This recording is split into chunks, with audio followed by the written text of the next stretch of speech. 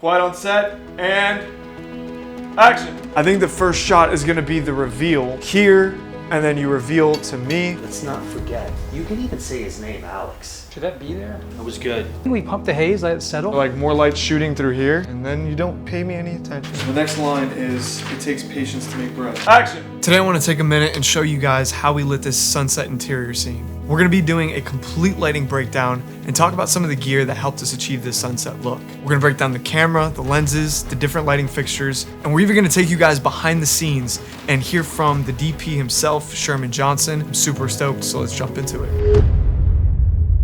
The first thing that I want to talk about, and probably is the most important thing to think about before you light a scene, and that is the intention. We were going for a dreamy, nostalgic kind of look, but we also wanted to preserve a lot of the contrast and shadow to match the look that we had for the rest of the film. So if we had kind of like that commercial look, it just wouldn't feel right. It wouldn't really make sense in this film. So that was the first thing, and that was the first goal. When I am communicating my vision to the DP, or when I'm lighting a scene even myself as a cinematographer, is I gather up as much inspiration as possible. And this might be gathering up, stills from movies, TV shows, even commercials, anything that I could possibly find that helps relate the vision that I have. And to be able to gather all these assets, I went to a site called Film Vibes, which is a database for filmmakers to gather assets for their pitch decks, storyboards, and even shot list. And what's really unique about it is that you could showcase camera movement. I could actually take images from Film Vibes and put it right into my storyboard and show my DP exactly the kind of inspiration that I have, not only just for the look and the tone and the feel, but also with the movement of the camera. If you guys are interested in using this site, I'll leave a 20% discount code down below. Now, of course, there's a lot that goes into creating, I hate to use this word, but a cinematic looking shot. Obviously you have the lighting, which plays a huge role. But before we get to the lighting, let's just quickly talk about the gear and talk about all the lights that we used. We shot this entire scene using my Ursa 12K Mini Pro, but I think the real star of the show when it came to the gear were these Atlas Mercury anamorphic lenses. Atlas was cool enough to send these out to us to try out on the film, and after talking to my DP, we specifically wanted these lenses for this scene. We wanted this scene to be a lot different from everything else that we shot in the film to capture this sort of dreamy, nostalgic kind of look. And one thing that he said was, what if we shot this scene using anamorphic? And what if this was the only scene that we used anamorphic on? These particular lenses have such a character to them, especially when you're starting to play with, shooting towards the light and getting those different lens flares. And what's cool about anamorphic lenses is that they have this barrel distortion, obviously, but they typically have a more softer, less sharp look, which, again, if you're going for a nostalgic feeling and something that is like otherworldly or kind of dreamlike, this is actually perfect. So from a storytelling standpoint, it really made sense. Now, camera and lenses play a huge role when you're trying to talk about obtaining a certain look, but lighting is definitely one of those things that really sets the stage and really sets the tone for the visual storytelling. Now, the first light that we set up was an Aputure 600C Mark II set to 3000 Kelvin at 100%. And this was acting as our main key light source that we set up right outside this window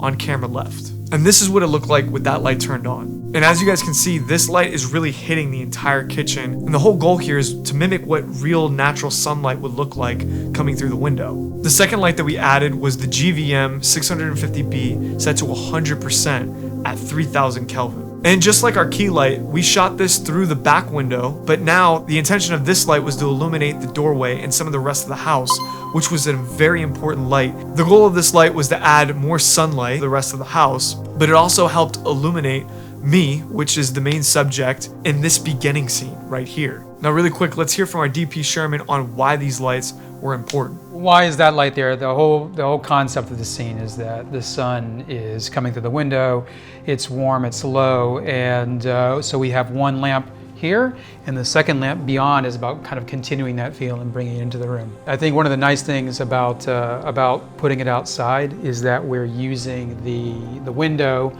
and the door frame to I mean, that's what the light would look like. It's just the most natural feeling. The third light that we added was an Amaran 300C with a mini spotlight mount set to 3500 Kelvin at about 30% intensity. And this is what it looked like with that light turned on. This particular light was really like a happy accident. Typically, I don't like hard, strong light sources right at someone's face. When we put this spotlight on, we originally wanted it to kind of splash some light on the back wall right behind us, but I walked into the light and right away it just looked right. Like it just looked like the sunlight was hitting me.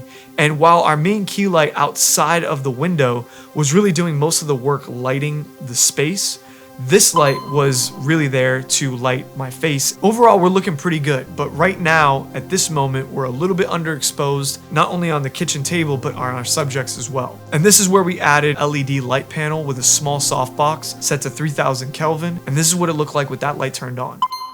We've got our hard light coming in from one side, and I kind of wanted to bring it around with a little bit of wrap and just a little bit of soft. And actually, it's aiming down in this world more than us, but same time you get there's a little bit of skip that comes off of it, and there's a little bit of direct that comes to us, which is nice. Can you talk to me about the skip that you're talking about? Like, for the people that don't know at home, what is the skip? Like, what does that mean?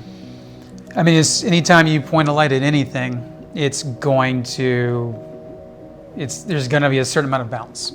And the light right now, it's beyond, it's angled down a little bit. And so most of the heat, the direction of that source is focused here. If you're in a room that's lit from outside, all the light that's in there is coming through the windows, bouncing off the floor. It's just the most natural thing. So if you have a hard light coming in somewhere, you're going to feel a certain amount of light coming back up. The subtlest of kind of like filling in the shadows. And again, it's just all about trying to achieve this nice, natural, nostalgic, soft look. The last light that we added to the scene was a Zhiyun B500 on a Nanlite projector mount, and we used this to shoot a little bit of light on the back right of the kitchen, just touching a little bit of the refrigerator and the counters behind us. And this was mainly just to bring up exposure and just to make sure there's a little bit of natural light touching the rest of the kitchen. Now, the last thing that we moved around a lot on set was this grid cloth. And one little cool trick that I learned from our DP Sherman was, for these close-up shots that you guys are seeing, what he did was he threw the grid cloth over the kitchen table and he